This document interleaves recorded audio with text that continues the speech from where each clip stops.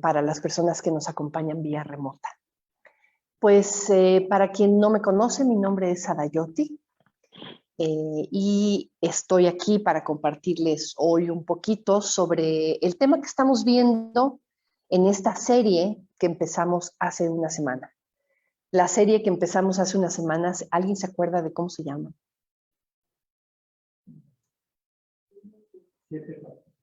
Ah, no, ese ya lo terminamos, Jorge. Ese ya justo lo terminamos. ¿El de ahora estaba? Sobre las huellas del Buda. Exacto, Claudio, sobre las huellas del Buda. Está súper bonito ese título, ¿no? Sí, porque nos habla de que finalmente lo que hizo el Buda fue pues caminar un camino, ¿no? Y ese camino que caminó el Buda, que fue de alguna manera lo que él nos legó, ¿no? El regalo que nos hizo y que todavía disfrutamos 2500 años después, es justamente ese camino que nos dejó y que nosotros podemos andar sobre sus huellas, ¿no? Sobre sus huellas. Entonces lo que hicimos la semana pasada fue que introdujimos la serie como un todo, ¿no? Hablando un poquito de qué se va a tratar, qué es lo que vamos a estar viendo y demás. Y hablamos de dos enseñanzas muy importantes la semana pasada. Hablamos de la enseñanza de las 4 nobles verdades. Las 4 nobles verdades. Es una de las enseñanzas más importantes del budismo, ¿no? Ahorita vamos a repasar brevemente en qué consiste, en donde el Buda básicamente, en su primer sermón, después de haberse iluminado, 7 semanas después de su iluminación, dio su primer sermón. Y la manera en la que él eligió comunicar su realización o su comprensión fue a través de esta enseñanza que se conoce como las 4 nobles verdades. Y las 4 nobles verdades son básicamente la verdad de que la experiencia humana viene acompañada de sufrimiento, de insatisfacción. Muchas veces, desde muy tempranamente en la vida nos encontramos con experiencias de insatisfacción. La segunda noble verdad es que el sufrimiento, la insatisfacción tiene una causa, que es el deseo. La tercera noble verdad es que existe el final del sufrimiento, que es la experiencia de nirvana. Cuando cesa el deseo, cesa el sufrimiento. Y la cuarta noble verdad es el camino que nos aparta del sufrimiento, que es precisamente el camino óctuple, el noble sendero óctuple. Y el noble sendero óctuple es precisamente el camino del que estamos hablando en esta serie, ¿no? Sobre las huellas del Buda. Estamos hablando precisamente del camino que consiste en estos 8 elementos o 8 miembros, podemos decir. Son 8 miembros en el sentido de que cada uno de ellos tiene la misma importancia. No necesariamente uno va después del otro. No necesariamente empezamos por la A y luego seguimos por la B y luego seguimos por la C, sino que todos los elementos del camino se pueden ir perfeccionando o se pueden ir practicando, podríamos decir, simultáneamente. A la vez, vamos a ver que también el orden en el que generalmente se presentan los 8 elementos del camino tiene también un sentido, tiene una razón de ser, ¿verdad? Tiene una razón de ser porque tienen como que toda una lógica. Cada uno de los elementos del camino como que se va encadenando con el siguiente de manera muy natural.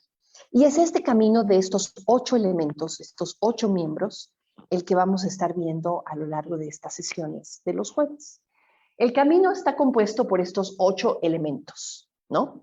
La visión, emoción, habla, acción, subsistencia, esfuerzo, atención y meditación.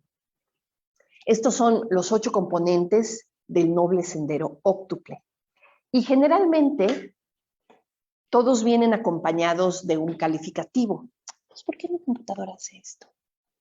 Ya le dije que no entre el... En fin, me estoy peleando con la computadora. Que no entre el... ¿Cómo se llama? El protector de pantalla. Y entra. A ver si luego me enseñas, Claudia. La vida es dukkha, ¿verdad? La vida es insatisfacción y sufrimiento.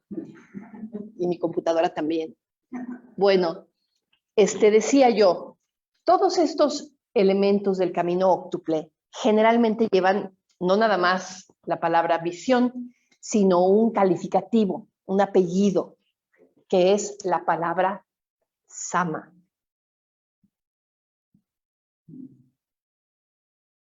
Sama. Sama con doble M, ¿verdad, Nagapria? Con doble M. Sama. ¿Alguien sabe qué significa sama?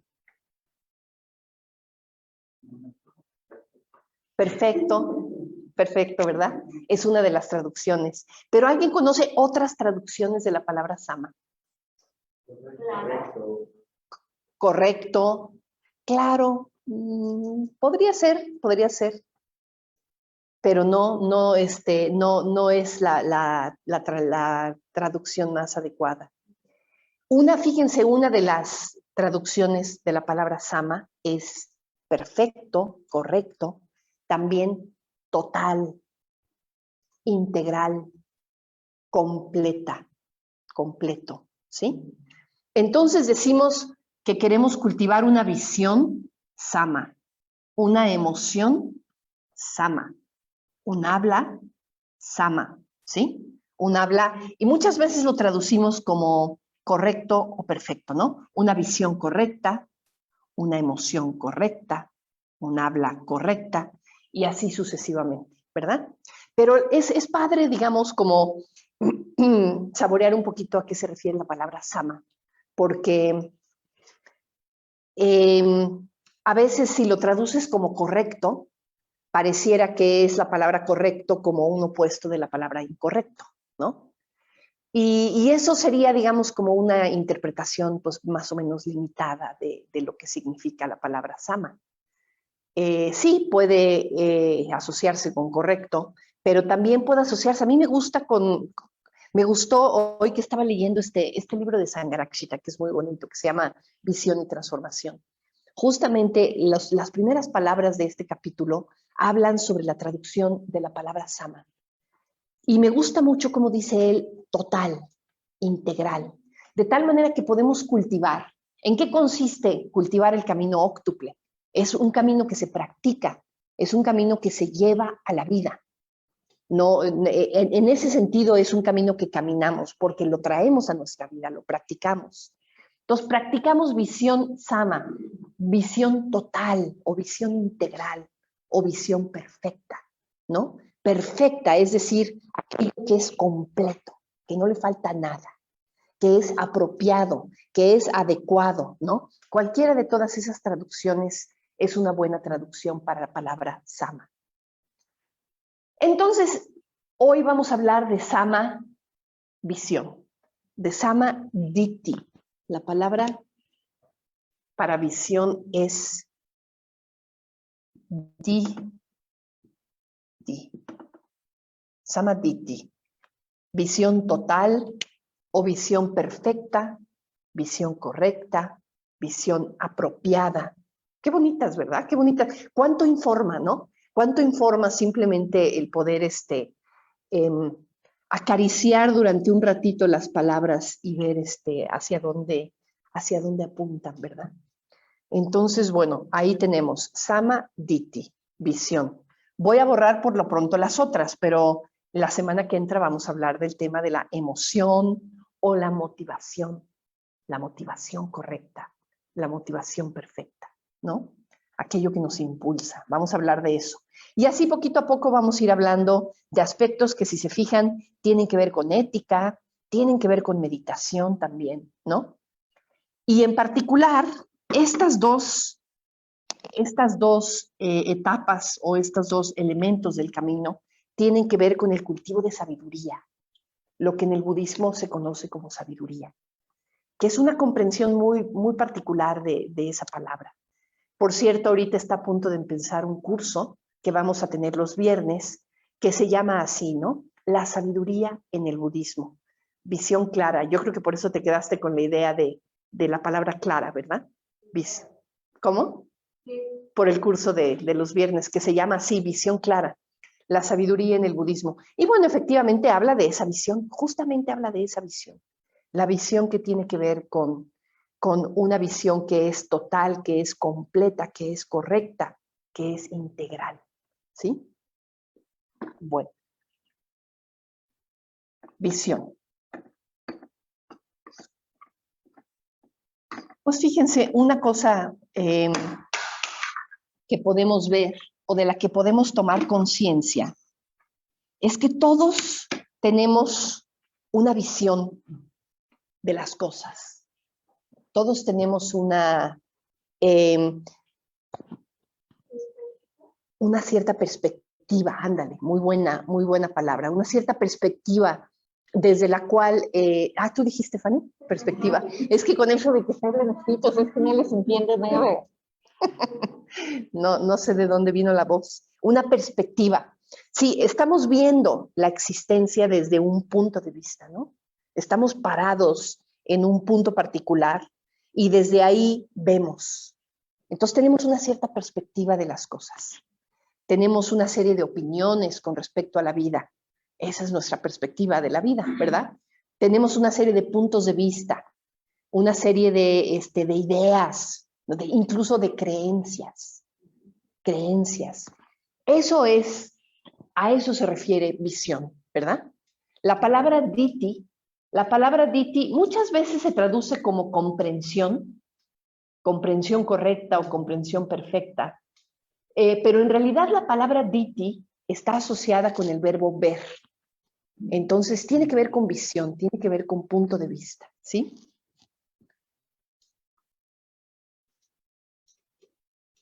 Y por supuesto que si lo traducimos como comprensión perfecta o comprensión correcta, no se refiere a una comprensión intelectual o teórica o abstracta, ¿no? Sino que se refiere como a una vivencia, se refiere a una experiencia. Por eso me gusta la palabra visión, porque la palabra comprensión podría hacer referencia a algo un poquito más como intelectual, cerebral, ¿no? Pero la palabra visión es claramente muy experiencial. Tú te paras en un peñasco y desde arriba del peñasco ves el valle. Y es una experiencia, ¿no? Es algo vivencial, es algo intuitivo, directo a lo que tienes, de que tienes en experiencia, ¿no? Entonces, cuando hablamos de visión correcta, estamos hablando de una comprensión directa, intuitiva de las cosas, de la naturaleza de la existencia, ¿no? ¿Cómo se practica? ¿Cómo se practica este primer elemento o este primer miembro del camino óctuple? Pues primero que nada, reconociendo que todos tenemos una visión, todos tenemos puntos de vista, todos tenemos creencias, ¿verdad? Y lo importante es cultivar creencias que nos sean útiles, que sean útiles para poder desarrollarnos, para poder crecer, para poder tener una visión cada vez más compleja, cada vez más acorde de las cosas como realmente son, ¿sí? Entonces, es importante cultivar una visión que implique puntos de vista que apoyen nuestro crecimiento, que apoyen el desarrollo del ser humano hacia la iluminación, hacia el despertar de la conciencia, ¿sí? Puntos de vista, por ejemplo, que estén basados en el desarrollo de la generosidad, del contento, de la conciencia de otros, de la conciencia de la interconexión y de la interdependencia, ¿no? Esas creencias, esos puntos de vista, claramente nos van a ayudar a crecer mucho más que otros puntos de vista que sean mucho más egoístas, mucho más cerrados, mucho más centrados en nosotros mismos y en nuestros propios discursos internos y nuestras propias historias y nuestras propias narrativas confusas, ¿no? Entonces, es importante cultivar estados mentales claros y creencias y puntos de vista acordes con la realidad. Sí, Jorge, ¿querías comentar algo?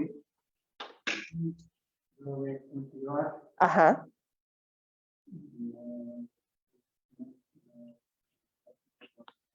¿Cómo se hace, verdad? Entenderlo porque,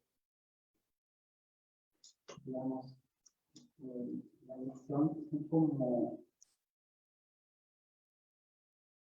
contactos con una Sí.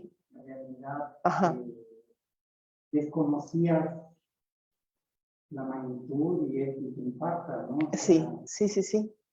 de las experiencias que son esas que te dejan. Ajá. Entonces, ¿cómo las cultivas, ¿Cómo verdad? cultivarlas? ¿Cómo cultivas? Mira, ¿cómo se cultiva la visión? Tú que usas lentes. Yo también uso lentes.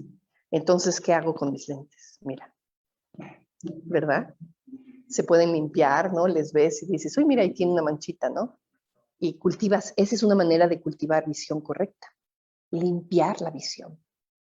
Limpiar la visión de esas cortinas de humo que a veces son nuestras propias aflicciones, ¿no? Nuestras propias... ¿en qué consiste? ¿En qué consiste? ¿Perdón? Los prejuicios. Prejuicios, sí, sí, ajá. Nuestras historias construidas de antemano, ¿verdad? Nuestras historias construidas de antemano que son precisamente prejuicios. Y construimos esas historias de antemano muchas veces porque nos funcionan como asideros, cosas de las cuales nos queremos asir, que queremos que nos den certezas, que nos den seguridades. Nos asociamos a puntos de vista y a ideas y a creencias que vamos aprendiendo a lo largo de la vida por distintas razones, de distintas maneras, que constituyen como cortinas, velos, que no nos permiten ver con claridad. Entonces, la idea de cultivar una visión clara es justamente aclarar la visión en el sentido de que puedes aprender a recorrer esos velos y a poder mirar con mayor claridad las cosas, ¿no? Cultivando puntos de vista correctos, cultivando ideas o creencias que sean más acordes con la realidad y que te sirvan mejor para creer, para crecer y para acercarte a la iluminación. Entonces, sí se pueden cultivar puntos de vista correctos. Y para eso es que nos sirven las enseñanzas budistas, ¿verdad? Las enseñanzas budistas nos dicen, mira, el Buda lo que vio fue esto. El Buda vio A, B, C y D. Y aunque por lo pronto sean conceptos, esos conceptos empiezan a apuntarte en cierta dirección, ¿no? En cierta dirección de empezarte a quitar esos velos que a la larga esperemos que te puedan ayudar a ir viendo con más claridad por tu propia experiencia, en tu propia vivencia, ¿no? Directamente. Pero tienes toda la razón de que la visión correcta muchas veces es el primer elemento del camino óctuple, ¿no? El camino óctuple, así como apareció con todos sus elementos, muchas veces se dice que es un camino doble, es un camino que realmente abarca dos etapas. La etapa de la visión y luego la etapa de la transformación. Todas las demás etapas, todas las demás miembros son parte del camino de la transformación. Entonces está el camino de la visión y el camino de la transformación. ¿Qué quiere decir esto? Que inicialmente tiene que haber una visión y a partir de esa visión, que de pronto es una visión integral, una visión acorde a la realidad, el resto de nuestra vida se transforma. A la luz de esa visión se transforma nuestra habla y nuestra manera de actuar y nuestra manera de ganarnos la vida y nuestra manera de meditar y la manera en la que aplicamos esfuerzo y energía. Todo eso se transforma a la luz de la visión, ¿no? Entonces la visión sí tiene un papel muy importante en el camino óctuple, porque podríamos decir es la chispa inicial que echa a andar el motorcito, ¿no? Es la chispa que echa a andar el motorcito de la transformación. Y esa chispa muchas veces ocurre de maneras muy misteriosas, ¿no? ¿Qué hace que de pronto una persona diga, pues yo quiero empezar a transformar mi vida, yo quiero empezar a caminar un camino espiritual, yo quiero empezar a encontrar sentido a la vida, a las grandes preguntas de la existencia? ¿Qué es lo que hace que de pronto nos salgamos de nuestra cunita de la aparente comodidad y decidamos iniciar un camino de búsqueda espiritual? Eso que hace, esa chispita que prende el motorcito de la transformación, ¿cómo sucede? ¿Verdad? ¿Cómo se da? Y en el libro de Bhante, que se llama Visión y Transformación, habla bien bonito de ese tema, porque dice, muchas veces ocurre a partir de una tragedia. A partir de una tragedia. O sea, viene en tu vida un cataclismo, ¿no? Una conmoción, una pérdida, un derrumbe, algo sucede en tu vida que la simbra, ¿no? Y a partir de ahí, como que hay una visión de la existencia, como si abrieras por un momentito esa cortina, Jorge, de la que hablábamos, y de pronto vieras, ¿no? Muchas veces, luego se vuelve a cerrar, ¿no? Pero ya viste algo, ya viste, abres la cortina, hay un rayo ahí en el horizonte, un relámpago, ¡tum! Se ilumina todo el paisaje, ¡tum! Y vuelve a entrar la oscuridad. Pero ya viste algo, ya hubo una pequeña comprensión, aunque haya sido chiquita, una pequeña comprensión que te lleva a meterte en un camino espiritual. Y es muy curioso porque muchas veces no te enteras cómo, pero ya estás ahí. Yo me acuerdo que en mi caso particularmente, así fue. Yo un buen día fui a una clase de meditación. Ay, pues me gustó mucho la meditación y todo el rollo, ¿no? Bueno, no me gustó mucho, realmente me empezó a transformar la vida la meditación. Me la empezó a transformar. Y después empecé a leer sobre el budismo y dije, wow, el budismo, ¿qué onda? ¿No? Está interesantísimo, está padrísimo. Y ya estaba yo practicando el budismo cuando a mi mamá le dio cáncer de pulmón. Y fue en ese momento, ¿no? Ya, digamos, acercándome, caminando hacia el proceso de muerte de mi mamá, ¿no? Ahí fue donde yo dije, este es mi camino de vida. Ahí fue donde ya había yo empezado a meditar, ya había yo empezado a practicar el budismo, pero en donde decidí comprometerme mucho más a fondo con el camino de transformación que es el Dharma, fue a partir de la muerte de mi mamá. Y se pueden imaginar, bueno, pues algunos de ustedes han pasado por esas experiencias, incluso recientemente, ¿no? Y es algo que te simbra muy profundamente, muy profundamente. Cuando un ser querido se va, ¿no? Y un ser querido que es tan pivotal, tan central en tu vida como tu mamá, ¿no? O sea, se te simbra toda la vida, se te resquebraja mucho de aquello en lo que sientes que estás parada, ¿no? Entonces, Van te dice, ¿no? Como estas son una de las experiencias de vida que puede ser una experiencia de una visión que de pronto te lleva a iniciar un camino espiritual. Una visión de algo, de un aspecto importantísimo de la realidad. Por ejemplo, en el caso de la experiencia que les narro, ¿qué aspecto de la realidad me vino? La impermanencia, ¿verdad? La impermanencia. Hablamos mucho de la impermanencia, ¿no? Y decimos, las cosas son impermanentes, todo es transitorio, todo se termina. Esto desde que estamos muy jovencitos, pues lo escuchamos y lo sabemos, ¿no? Pero de alguna manera como que no le hemos medido el fondo, a esa enseñanza, hasta que realmente vienen pérdidas fuertes como esas, ¿no? Y en el momento en el que tienes una pérdida fuerte como esas, te das cuenta, wow, o sea, lo que significa la impermanencia, ¿no? Porque además, probablemente a mí al menos fue lo que me sucedió. Cuando murió mi mamá, fue probablemente la primera vez que a mí me pasó como mucho más experiencialmente por la mente la pregunta de ¿cómo va a ser para mí cuando yo esté ahí? ¿Cómo va a ser para mí morirme, no? ¿Cómo va a ser cuando esté yo ahí, no? En la puertita de esa experiencia. Ay, a ver, mira, ahorita que lo digo hasta creo que se me quiere cerrar la garganta. ¿Cómo va a ser para mí eso, no? Y yo creo que ahí fue la primera vez que me lo pregunté muy profundamente. ¿Cómo va a ser para mí? Entonces es una toma de conciencia de que yo también me voy a morir. De que yo sí, todo es impermanente, pero empezando por esto, ¿verdad? Empezando por la propia experiencia, empezando por una misma. Y de pronto le ves, le ves esa profundidad a esa realización, ¿no?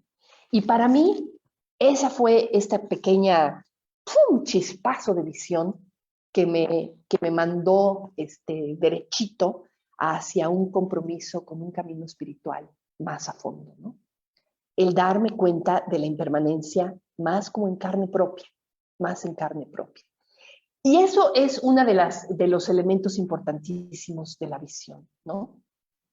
El de pronto comprender vivencialmente, al menos por un momentito, un aspecto de la realidad, un aspecto de la naturaleza de la existencia, ¿no? Y bueno, pues tenemos ahí otro tipo de experiencias en las cuales puede surgir, por ejemplo, este chispazo de visión clara. Decía Sangharakshita, ¿no? Puede venir también, por ejemplo, en un momento de epifanía, ¿no? Como en una especie de vivencia mística, espontánea, que pueden surgir en algún momento, ¿no? O en algún momento de contemplación estética, ya sea artística o a través de una contemplación pues de la naturaleza, por ejemplo. Un paisaje que te sobrecoge y que de pronto te llena de un sentido de belleza, de interconexión, de la grandeza de la existencia, ¿no? Esas pequeñas visiones que pueden ser muy significativas y muy transformadoras, ¿no? Hablaba antes de que también puede suceder, por ejemplo, como resultado de actividad altruista, cuando estamos involucrados en actividad altruista, como resultado de la meditación y de la reflexión, que por supuesto te van haciendo como más permeable, ¿no? Más maleable a que este tipo de experiencias de visión perfecta puedan surgir, ¿no? Y también hablaba antes de cómo a veces la simple madurez de la vida, ¿no? Cuando ya tienes muchos años, cuando ya has pasado por una serie de experiencias, hay una sabiduría que empieza a surgir como resultado de la madurez, ¿no? Empiezas a comprender los patrones que se van dando en tu existencia, empiezas a ver un panorama mucho más amplio de qué es la vida, ¿no? No siempre con los años surge esa sabiduría, ¿no? Hay veces que años y años y años y no necesariamente la gente está más sabia, ¿no? Pero hay veces que sí, el solo transitar por la vida te puede dar una sabiduría que puede acercarse a este contenido de la visión clara, ¿no? Entonces, bueno, la visión correcta o la visión perfecta o la visión integral, ¿en qué consiste? Pues abrir los ojos a algún aspecto de la naturaleza de la existencia y comprenderlo, aunque sea por un instante, de manera directa, vivencial, experiencial, ¿no? No es algo que se obtiene a partir del estudio, no es algo que, a ver, pues ponte a leer todas estas listas y todas estas enseñanzas y va a surgir en ti. Probablemente surja, pero no necesariamente, ¿no? Porque no tiene que ver con un ejercicio de razonamiento, tiene que ver con una vivencia, con una experiencia. Ahora, decimos que la visión correcta o la visión perfecta, Samadhi, es una comprensión de la verdadera naturaleza de la existencia, ¿no? De la verdadera naturaleza de la realidad, de cómo son las cosas realmente. Y hay veces que la gente se pregunta, bueno, ¿y cómo son? ¿Cómo son las cosas realmente? A ver, hazme una descripción. Y bueno, una descripción igual no nos va a servir mucho, ¿verdad? Porque si nosotros hacemos una descripción de cómo son las cosas realmente, pues simplemente vamos a estar usando conceptos, palabras, para indicar vagamente en una dirección, pero no necesariamente las palabras nos van a hacer conectar con la experiencia, ¿no? Entonces, siempre que ustedes escuchen descripciones en el budismo de cómo son las cosas realmente, acuérdense que las palabras son muy insuficientes para comunicar esa experiencia. Entonces, bueno, pues lo que voy a hacer ahorita es usar palabras, pero con la conciencia de que son muy insuficientes, muy insuficientes. Pero bueno, pues esperemos que las palabras nos sirvan de algo, ¿verdad? Cuando decimos que es una visión de lo trascendental, ¿verdad? Es aquello que trasciende nuestra experiencia ordinaria, nuestra experiencia, digamos, actual como es, nuestra experiencia confundida de la cortina o del humo delante de los ojos, ¿no? ¿Cómo es esa visión de lo trascendental?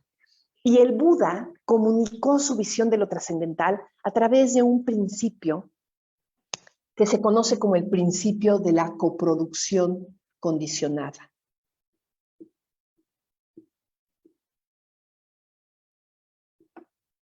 Coproducción condicionada.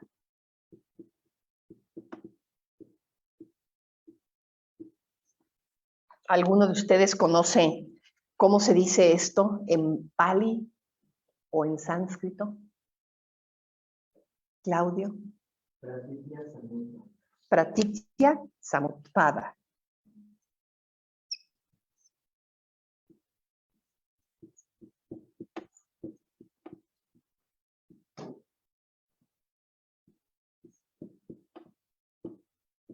Pratitya Samutpada.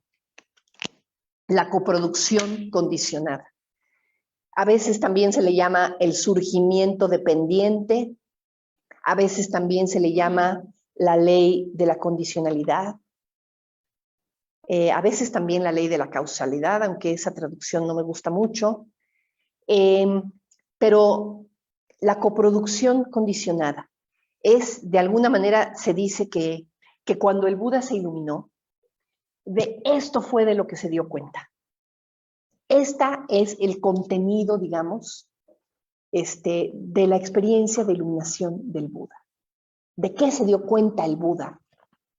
Se dio cuenta de la coproducción condicionada. Y claro, cuando uno lo narra así, pues le quita a uno todo el chiste, ¿verdad? Porque como que pues dices, ay, ¿de verdad? ¿De verdad? Esa fue la realización del Buda. ¿En qué consiste la coproducción condicionada? Es básicamente, fíjense las palabras en sí mismas, coproducción. Las cosas, los fenómenos se coproducen, ¿no? Se coproducen, surgen en coordinación. La palabra co, el prefijo co, significa junto, ¿no?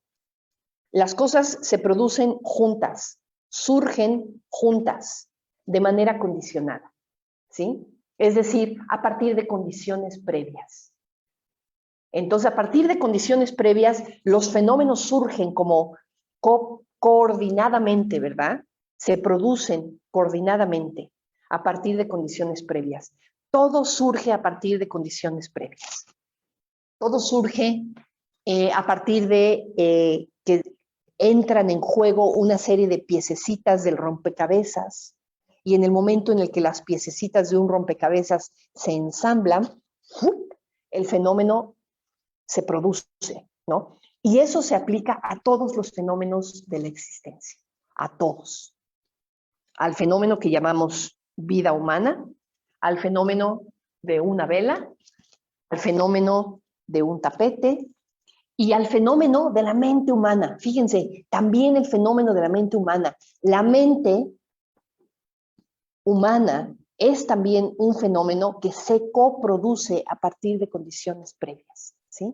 Todo en la existencia es un surgir constante de fenómenos o de procesos que se dan a partir de que las condiciones coinciden y a partir de eso surge un fenómeno. Cuando las condiciones se van, cuando las condiciones cesan, los fenómenos cesan. Entonces, fíjense cómo la coproducción condicionada trae en sí misma la enseñanza de esa palabrita que me acabas de decir, Pan. Impermanencia, ¿verdad? Las cosas, todos los fenómenos son impermanentes, todos los fenómenos son transitorios, porque finalmente todos están surgiendo a partir de condiciones que en el momento en el que se ensamblan, aparece el fenómeno, y cuando esas condiciones pasan, cesan, el fenómeno cesa, ¿no? Todos los fenómenos están sujetos a esa misma forma de funcionar. Entonces, la coproducción condicionada está asociada de manera súper directa con esta característica tan importante de todos los fenómenos condicionados, que es la impermanencia. Todos los fenómenos condicionados son impermanentes, porque surgen a partir de las condiciones que coinciden, y cuando las condiciones se van desarmando, los fenómenos se desarman, ¿verdad? Los fenómenos se desarman y se van, y terminan. Todo, desde un pensamiento hasta el universo mismo. Todo ocurre con esa misma dinámica. Entonces, todo es finalmente transitorio, todo es impermanente. En vista de que todo es impermanente, podemos darnos cuenta de que también ocurre de que los fenómenos no son sólidos, ¿no? Ningún fenómeno, pienso, por ejemplo, en el fenómeno vela, ¿no? Aquí tenemos una vela que es parafina y un, ¿cómo se llama? Pabilo, y el proceso de combustión que da lugar a una flama, ¿no? Eso es lo que llamamos una vela. Y hay una serie de condiciones que están en pie ahí juntas para que podamos tener ese fenómeno que llamamos vela ahí. Y se van a consumir la parafina. Cuando se termina de consumir la parafina, se apaga la flama, se acabó la vela, ¿verdad? Se acabó la vela. Entonces, ¿dónde estaba la vela? ¿Qué era la vela? ¿Qué era la vela? Más allá de un pistilo, dijimos, no, pistilo no, es que soy botánica. Pabilo. ¿Qué era la vela más allá de un pabilo, una llama y una parafina?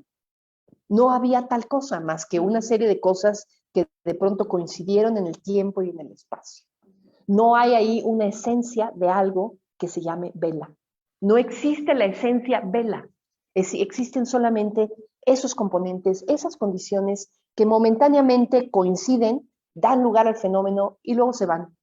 Y nunca hubo algo sólido ahí, existente de manera absoluta, de manera última, que se llamara vela. Nunca lo hubo, ¿no? Y lo mismo pasa para una flor, lo mismo pasa para el fenómeno que llamamos Claudio, lo mismo pasa para todos los fenómenos. Todos los fenómenos son, en términos últimos, son insubstanciales, no tienen una substancia sólida, esencial, que los componga. Y hay veces que esta enseñanza reta mucho a las personas, ¿no? Te reta mucho, es decir, que es que no soy nada, ¿o qué? La gente de pronto entra en pánico, ¿verdad? De que no soy nada. Pues bueno, definitivamente no eres nada que tenga una existencia absoluta, sólida e independiente de las condiciones que le dieron surgimiento, ¿no? Efectivamente no, no eres nada de eso, ¿no? Eres un proceso en constante cambio. Y en el centro de ese proceso no hay una entidad inmutable que tenga existencia por sí misma. Punto, ¿no? Y esto es simplemente resultado de esta realidad que es Pratitya Samutpada. Entonces, como Pratitya Samutpada, digamos, es la lógica con la que funciona el cosmos, ¿verdad? No hay permanencia, no hay substancia, y por lo tanto los fenómenos no nos dan seguridad, ¿no? Y por eso vivimos en el pánico.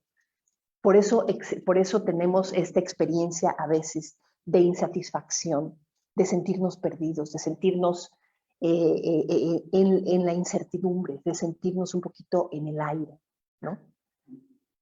No tenemos fenómenos, no tenemos de dónde agarrarnos, digamos, ¿no? No hay certezas, no hay certezas. Y estas tres descripciones que acabo de hacer con palabras son una enseñanza muy profunda que se conoce como las tres características de la existencia condicionada. Estas tres características son precisamente la impermanencia, la insubstancialidad y la insatisfactoriedad, la insatisfacción. Todos los fenómenos son transitorios, impermanentes, todos son insubstanciales y en términos últimos no nos pueden dar un sentido de seguridad, de satisfacción última. Nada nos puede dar ese sentido de satisfacción última. Generalmente estamos buscando, ¿verdad? Estamos buscando, deseamos algo que nos haga sentir seguros, que nos haga sentir bien plantados, que nos haga sentir sólidos, existentes, ¿no? Y a partir de eso estamos buscando ahí, pues que si en la profesión, que si en el estatus, que si en la pareja, que si en la familia, que si en las posesiones, ¿no? Que si en nuestra propia belleza, ¿no? ¿Qué sé yo? Estamos buscando de dónde agarrarnos, ¿no? Y ninguna de esas experiencias en términos últimos nos va a dar felicidad, nos va a dar satisfacción. Entonces, impermanencia, insubstancialidad, insatisfactoriedad. Todos los fenómenos condicionados están caracterizados por esas tres cosas. Entonces, finalmente, esa es la visión que sí podemos ir cultivando para irnos acercando hacia la iluminación. Estas son las enseñanzas que nos dejó el Buda, ¿no? Para decir, a ver, mira, aquí están estas enseñanzas, aquí están estas palabritas, estos conceptos, estas ideas, para que vayas haciendo esto poquito a poco vayas limpiando tu visión y poquito a poco vayas cultivando una visión que sea más integral, que sea más total, que sea más completa, que sea más acorde a cómo son las cosas realmente. Y poquito a poco, en la medida en que te vas acercando a la iluminación, se dice que el Buda no tiene vista. Una vez que el Buda se ilumina, desaparecen los puntos de vista, desaparecen las creencias, desaparecen las teorías o las perspectivas, digamos, desde las cuales te paras para poder tratar de comprender el mundo, ¿no? El Buda no tiene un punto de vista, no tiene creencias en ese sentido.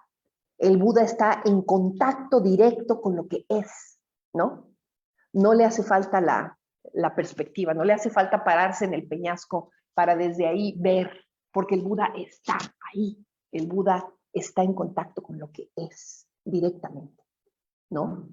Pero mientras llegamos al punto en el que podamos realmente soltar los puntos de vista, antes de llegar a la budeidad y a la experiencia de la iluminación, necesitamos poder cultivar puntos de vista que sean más acordes, que sean más cercanos a lo que realmente es, para que poquito a poquito podamos irnos aclarando la visión y teniendo directamente una comprensión de las cosas como realmente son, ¿no? Entonces, bueno, pues de eso se trata este primer elemento del camino óptuple. De eso se trata Samadhi, visión correcta. Se trata de ir cultivando puntos de vista y creencias que nos ayuden a acercarnos hacia la iluminación. Ir dejando atrás también puntos de vista que no nos sean útiles, ¿no? Fíjense una cosa muy bonita que se asocia también con la coproducción condicionada, que es, una de las formas en las que una de las enseñanzas budistas muy importantes que tiene en su corazón a Pratitya Samutpada, que es la que se conoce como la ley del karma, ¿no? El principio de condicionalidad se aplica también en el área de la ética, en el área de nuestras acciones, ¿no? Entonces, lo que nos dice Pratitya Samutpada es que cuando tenemos nosotros una acción intencional, dependiendo de la calidad de la intención, vamos a tener un resultado u otro, ¿no? Cuando tus intenciones están informadas por el amor, la generosidad y la claridad, el resultado de tus acciones va a ser mayor gozo, mayor júbilo, mayor regocijo, ¿no? Mientras que cuando tus acciones estén informadas por una intención de odio, de aridez o de confusión, entonces el resultado va a ser de dolor, de sufrimiento, ¿sí? En términos generales, esto es lo que plantea la ley del karma, ¿no? Y se fijan, es una aplicación de Pratitya Samutpada. Las acciones intencionales tienen una consecuencia moral, ¿no? Tienen una consecuencia en tu propia experiencia y en la experiencia de otros. Entonces, esta es una de las puntos de vista hábiles o visiones correctas que podemos ir desarrollando, dándonos cuenta de cómo efectivamente nuestras acciones tienen consecuencias, experimentándolo y realmente creyéndomela, ¿verdad? Creyéndomela, convirtiéndolo en una creencia a pie juntillas. Las acciones tienen consecuencias, ¿no? Porque luego se nos olvida. Cuando se nos olvida es cuando, porque fíjense que es muy difícil realmente llegar a esa creencia e integrarla en tu vida. La mayor parte del tiempo funcionamos con la creencia de que las acciones no tienen consecuencias, de que no importa con qué estado mental yo tome tal decisión, me va a llevar hacia donde yo quiero, ¿no? No, pues no, luego resulta que no, ¿verdad? No te lleva hacia donde querías. Entonces, esa es una creencia que podemos aprender a desechar. Hay que aprender a identificar las creencias equivocadas, las creencias que nos atan al sufrimiento, las creencias que nos tienen ahí dándole vueltas al samsara, dándole vueltas a la aflicción y al sufrimiento. Una de esas creencias es precisamente las acciones no tienen consecuencias, ¿no? Entonces hay que empezar por cultivar la creencia correcta, el punto de vista correcto. Las acciones intencionales tienen consecuencias morales, ¿no? Y a partir de cultivar esa creencia, nuestra vida se empieza a transformar, ¿no? Nuestra vida se empieza a transformar y poquito a poco a partir de esa transformación vamos acercándonos a la experiencia de la iluminación, a la experiencia del despertar, en donde ahora sí los puntos de vista desaparecen. Pero mientras tanto, pues hay que cultivar los puntos de vista correctos. Y estos puntos de vista que les acabo de compartir, ¿verdad? Las acciones tienen consecuencias. La vida es impermanente, insubstancial y en términos últimos no nos puede dar satisfacción y seguridad, ¿no? En la medida en que vayamos comprendiendo esas grandes enseñanzas, vamos a ir pudiendo tener un panorama más limpio de cómo es realmente la existencia, ¿no?